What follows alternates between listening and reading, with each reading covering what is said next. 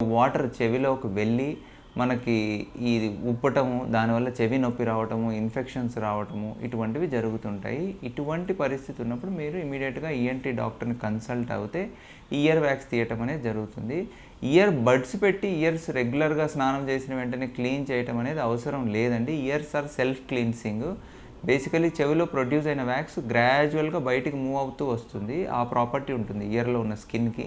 So, బయటకు వచ్చిందని మనం స్నానం చేసినప్పుడు టవల్ తోటి వైప్ చేసేస్తే అట్లా ఏదైనా చేస్తే చాలు. లోపల బడ్ పెట్టి క్లీన్ చేయాల్సిన అవసరం లేదు. ఈ బడ్స్ పెట్టి క్లీన్ చేస్తూ చాలామంది ఇయర్ కెనాల్ స్కిన్ ఇంజ్యూర్ అవ్వటం గానీ, లేదంటే కర్ణబేరికి రంధ్రాలు అవ్వటం గానీ, వినికిడి శక్తి తగ్గటం, ఏదైనా లోపల గాయం చేసుకోవటం గానీ ఇటువంటివి జరుగుతుంటాయి. సో, మీ అంతకు మీరు చెవిలో బడ్స్ పెట్టి క్లీన్ చేయటం అనేది వద్దండి. డాక్టర్ దగ్గరికి వెళ్తే యూజువల్లీ వ్యాక్స్ ఎక్కువగా ఉంది అంటే సక్షనింగ్ ద్వారా కానీ, లేదంటే అది ఒకవేళ గట్టిగా ఉందంటే అది మెత్తగా అవ్వటం కోసం కొన్ని డ్రాప్స్ ఇస్తారు. సాలివాక్స్ అని అలా వ్యాక్స్ కరగటానికి డ్రాప్స్ ఇస్తారు. ఆ డ్రాప్స్ అనేటివి వాడి మీరు ఆ తర్వాత మళ్ళీ డాక్టర్ దగ్గరికి వెళ్తే అది సక్షనింగ్ ద్వారా కానీ, లేదంటే సిరంజింగ్ ద్వారా కానీ తీయటం అనేది జరుగుతుందండి. అది చాలా సేఫ్.